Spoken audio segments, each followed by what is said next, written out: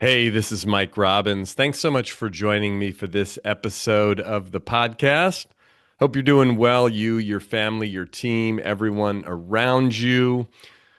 I want to talk today about being a positive force at work, in life, in the world. I mean, there's so much fear right now in the system, is kind of how I've been describing it. I mean, as I travel around the country and around the world and I talk to people and leaders and teams, there's so much going on right now. Now, if you're watching this or listening to this as I'm recording this, you'll probably be able to relate to some of these specific things. If you happen to be listening to this or watching this at a later time, I'm assuming there's probably some things going on at the present time as well.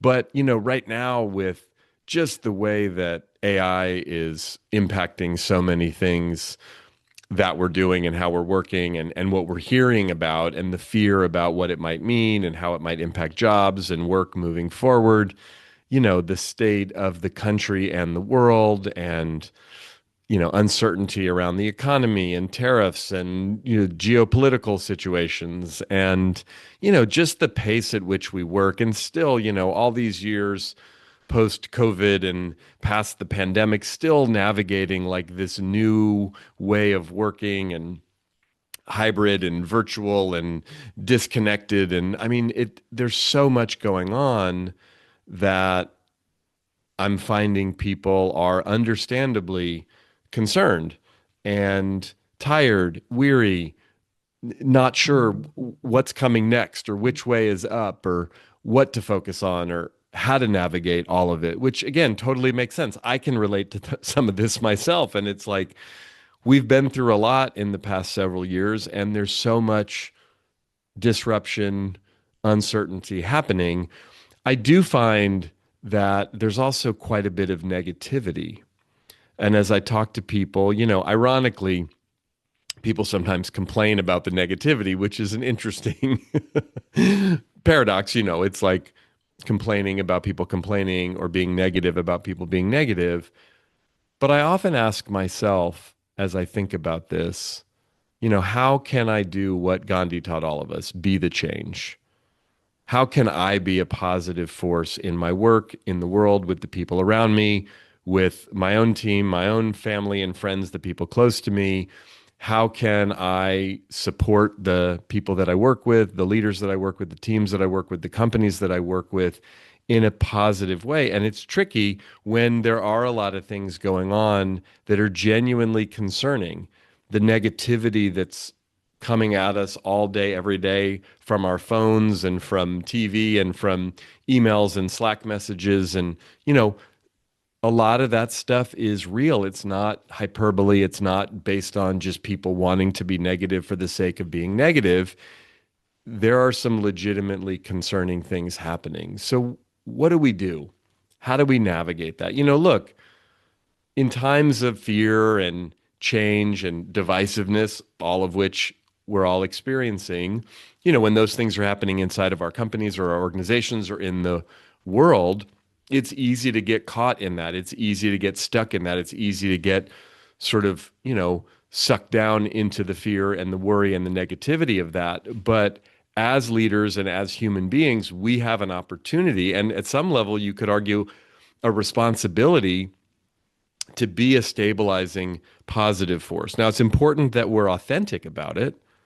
But so this isn't about blind optimism. This isn't about ignoring challenges, but it is about choosing courage over cynicism. It is about choosing connection over control or even contribution, being of service over complaining. And look, if you find yourself complaining, if you find yourself trying to control things, if you find yourself being cynical, you're not alone.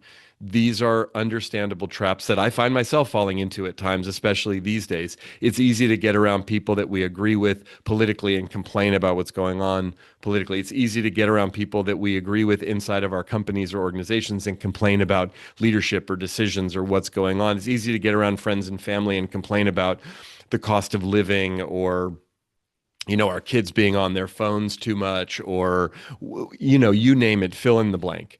It's not that there's no basis for some of these complaints and that they're not legitimate concerns. However, as you've probably heard me say here on the show before, and if you've ever heard me speak before about this, I often will reference this, but like in all my years of working with individuals and leaders and teams and people who are performing at a really high level, when I ask the question, what's the key to your success, which I often ask, because I'm curious and I want to learn from people because I might be able to benefit from it myself. I might be able to share it with the people around me, my own team. I might be able to infuse it into my work, into podcast episodes or articles that I'm writing or the books that I write or speeches that I give or workshops that I deliver. When I ask that question, I've heard lots of answers over the years. What's the key to your success? I've never heard anyone say complaining.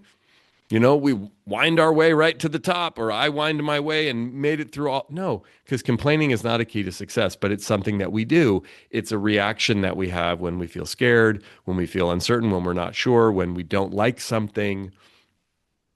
But what's underneath the complaint? If we lower the waterline on the iceberg a bit, what's usually down there? Fear. We're not sure we can navigate it. We don't like how it is. We're concerned about what it means. It's not the way we wanted it to go. It's not the decision that we would have made. It's whatever. Fill in the blank. And it's okay, by the way. Complaining isn't evil, terrible, awful. It's just unproductive and ultimately can become a negative, vicious cycle. And then we add to more negativity. Even the fear itself isn't a problem. It's an emotion, like any other emotion, like joy, like excitement, like sadness, like anger. It's an emotion, and there's energy in emotion if we can be real about it, if we can allow ourselves to really feel it. And so if you're feeling afraid right now, you're feeling some sense of fear, anxiety, worry, you're not alone. You're not making it up. You're not overreacting. You're just human. And so then the question becomes, how do we deal with our own fear in a way that's actually productive? And how can we then channel that fear or any of the concern that we have about what's going on authentically, but channel it in a positive direction to be a force for good, for positivity at work as we lead in life? And so a couple things to think about. Energy is contagious, so is our attitude, right? You often hear me say this. I quote my coach from Stanford, Dean Stotts, all the time, and he used to say to us, there's only two things you can control in life, your attitude and your effort. Our attitude is our mindset, our approach. It's our energy. It's how we're looking at things, our perspective. And, effort is actions, behaviors, the things that we do. So our attitude, our energy, right? As a leader, whether you manage a team of people or you run a company or, you're just part of a team or a family or a community, which all of us are, you have the ability to impact other people. And if you are in a leadership position, you set the tone a lot of times. So what energy are you bringing? What attitude are you bringing, right? When uncertainty arises, people look to you, not just for direction on what to do, although sometimes maybe, but also for emotional cues, like how is he handling this? How is she handling this? What is their attitude? And if we ask ourselves, what tone am I setting in meetings, in emails, in conversations, in Slack messages? Like, what's the tone? And this is not to say that you have to be happy and positive all the time, but again, be aware of the tone that you're setting, right? If we can come to it with a sense of calm, confidence, some appreciation, some perspective, right? That can ripple through the culture of our team, our family, the relationships that we have. And if we're constantly stressed out, freaked out, worried, upset, look, we're human. That's going to happen sometimes.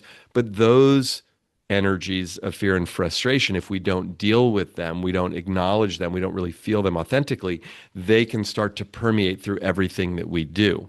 I heard Brene Brown talking about this concept or a similar concept on a podcast episode. She was being interviewed by Kara Swisher, and she said, her therapist said to her, with respect to fear, you're either above or below the line. When you're above the line, you're in fear, but you know you're in fear. Like, oh, I'm feeling scared, I'm feeling stressed, I'm feeling anxious and overwhelmed by whatever, right? It's like you're about to go give a presentation and you're nervous about it. You can feel it in your body, or you have to make a big decision, or you have a big meeting, or right. Usually in those instances, you're aware, hopefully to some degree, about your fear. When you're below the line, you're not even aware that you're in fear. You're just reacting from the fear.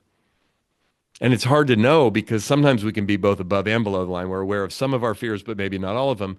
But it's about really getting in touch with that and realizing, again, there's nothing wrong with or negative about feeling fear. It's a normal, natural, important human emotion. It's the denial of the fear. It's the pushing the fear down below the line, trying to pretend like we're not feeling afraid, or judging ourselves for feeling afraid, or blaming our fear on other people or the circumstances or the government or the weather or the price of gas or whatever, fill in the blank, or the deadline coming up. Again, that may be something that's instigating the fear, but the fear exists within us, right? You've heard me use this example before of the orange, right? If I squeeze an orange, what comes out of it? Juice. If you squeeze it, what comes out of it? Juice. If someone else squeezed it, juice. If someone stepped on it or threw it against the wall, what would come out of it? Juice. Why? Because that's what's inside the orange. It doesn't matter who squeezes it or how it gets squeezed, it just comes out. You and I have emotions inside of us, and life shows up, and some fear shows up, and then we blame the circumstance, but it's not the circumstance, it's us. So being aware of our attitude, being aware that our energy is contagious is important. Understanding that real positivity is rooted in authenticity. So toxic positivity is sort of ignoring reality. It's just, hey, everything's great. Everything's awesome. Isn't this wonderful? When that's actually problematic. That's dismissive. You've heard me say this before here too. I love the phrase or the saying, in the history of calming down, no one has ever calmed down by being told to calm down. So we don't want to minimize other people's stress or fear or frustration or right? If someone else is feeling scared or sad or disappointed or whatever, we can't talk them out of it, and we don't want to. If the circumstance is challenging, we want to be able to acknowledge the circumstance without giving all of our power away to it. So it's an interesting dance. It's like, yes, this is hard, and we'll figure it out together. We got this, right? That's different than like, it's awesome or it's no big deal. That's diminishing it. Right? So you don't want to be a cheerleader that's like denying difficulty or denying reality. You want to be someone who can face it honestly and then model a sense of resilience or genuine hopefulness or possibility in the face of difficulty. Yeah, it's hard. Yeah, we've been working a lot. Yeah, we have this big deadline coming up. Or yeah, it's been weird with all this uncertainty and disruption or change or reorg or whatever, or revenues are down or, budgets are tight or whatever. Again, facing the reality of it. Another thing that's important for us to think about is, can we use appreciation, something that I've talked about for years, as a strategic advantage, meaning understanding that gratitude really fuels trust, performance, connection, appreciation, right? I make the distinction between recognition, which is about performance, outcome. That's more of a reaction. Appreciation is more about valuing people, caring about people. That's more of a proaction. We care about people because we choose to care about them. We look for things to appreciate. We can recognize effort, progress, even people's presence and attitude, energy, not just outcomes, right? We recognize ultimately recognition is about performance and outcome, but we can even recognize effort, even if the outcome's not what we want, and we can appreciate and value people all the time. Just letting people know you see them, you hear them. Yes, I see you working hard. I see how challenging this has been. That can actually empower people, or at least make them feel like, okay, I'm not doing this all on my own, right? Being able to curate the culture and doing it with conversations, right? Talking openly. Look, when things are uncertain, when things are disrupted, when lots of change is happening, if you're not constantly communicating, people are making stuff up, and they're usually not making up best case scenarios. They're making up worst case scenarios because that's what we do, right? Negativity really thrives in silence. And also in sarcasm. Let's be really mindful of sarcasm. Now, look, you might have your certain personality and your sense of humor. I'm not saying never, ever, ever be sarcastic, but usually sarcasm is a way of diminishing and minimizing people's fear, pain. Somehow we make light of something that's not really a joke. So it gets in the way of psychological safety. So we want to really encourage people to speak up, but also encourage people to be real, but try to be mindful of it being as constructive as possible, right? And one of the biggest things that can help us in this is modeling curiosity, right? Really being curious, interested, looking for what's the opportunity here, or what can we control and what can't we control? What can we focus on, right? And remembering that at the end of the day, leadership is really emotional stewardship. It's not about fixing every problem or having every answer.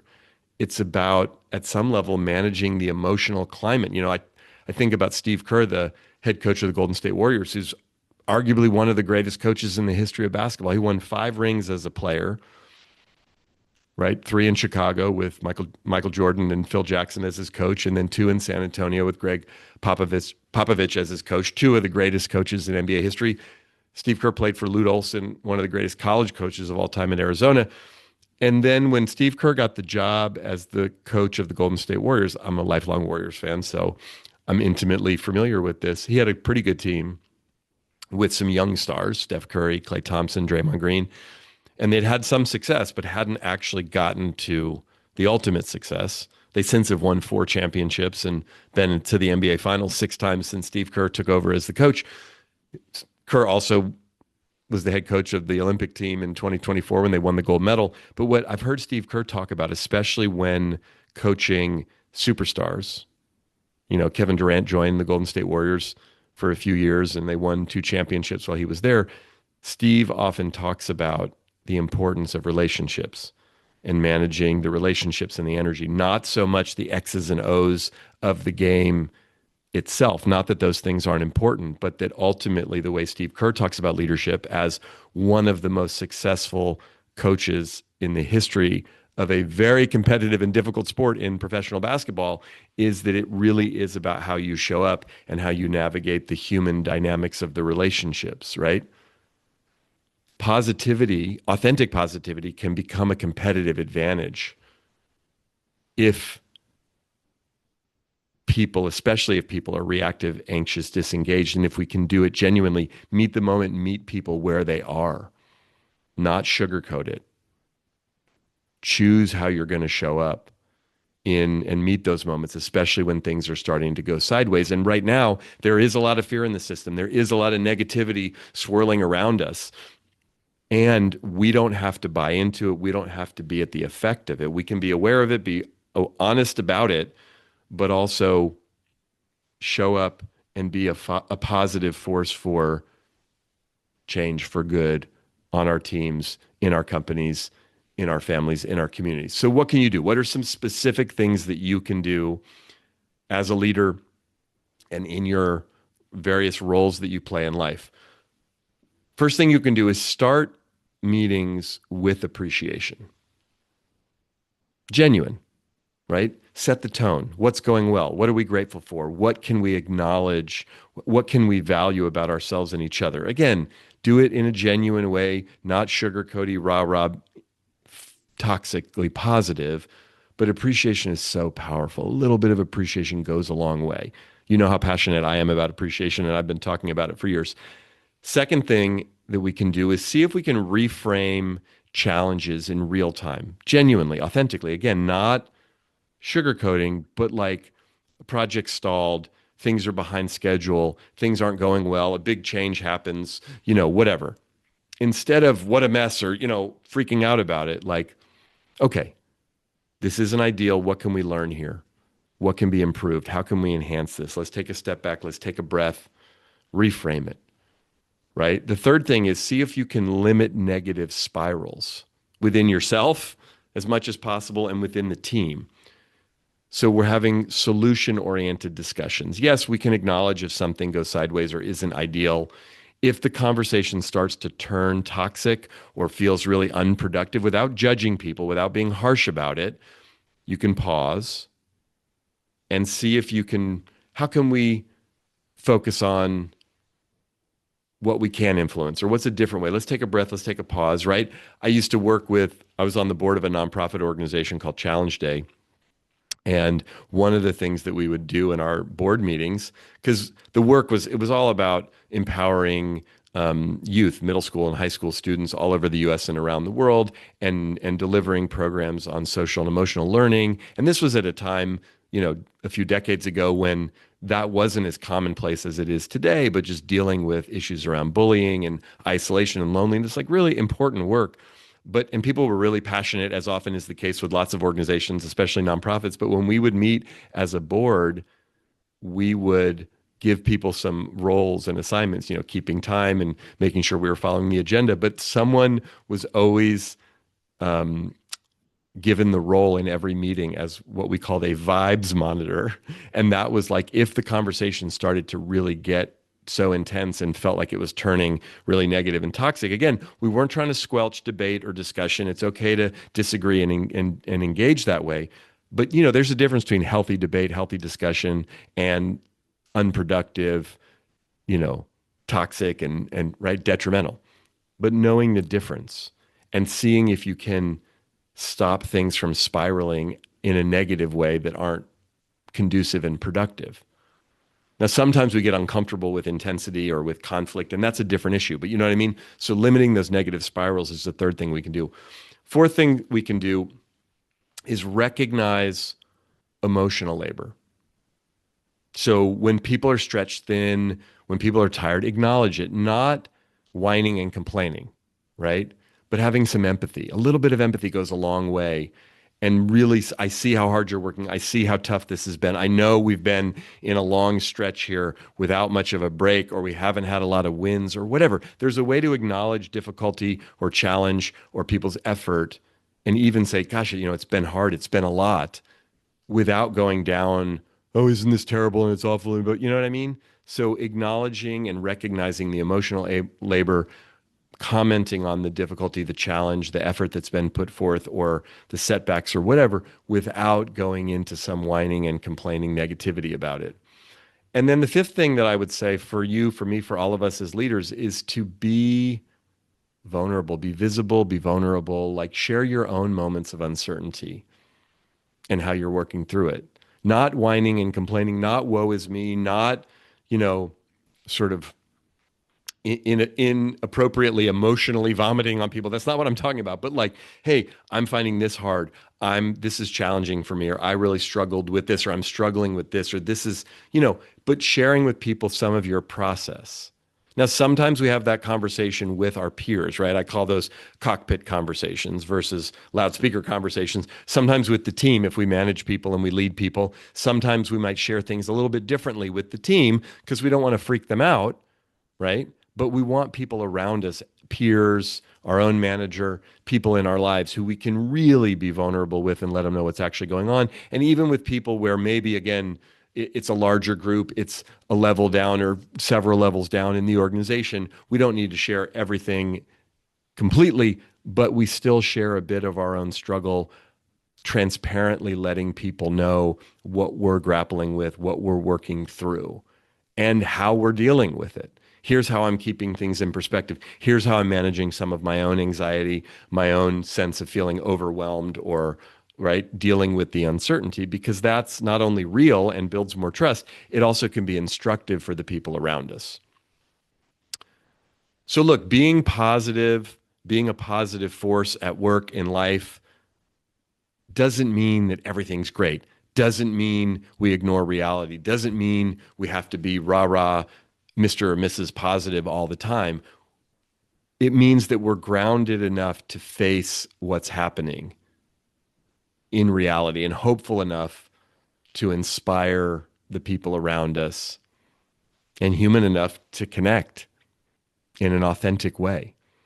There is a lot of fear. There is a lot of negativity swirling around. We can acknowledge that. We can work through that within ourselves, and we can genuinely show up as a positive force at work and in life if we choose to.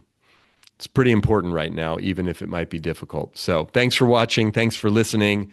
I hope you found this useful and relevant to whatever's going on in your world these days. Make sure to hit the follow or the subscribe button so you don't miss any future episodes. Feel free to check out links in the show notes or down below if you want to learn more about me and my work. Connect with me on social media. Best place to do that is at our website, which is mike-robbins.com. Until next time, keep bringing your whole self to work and to life. And remember, we're all in this thing together.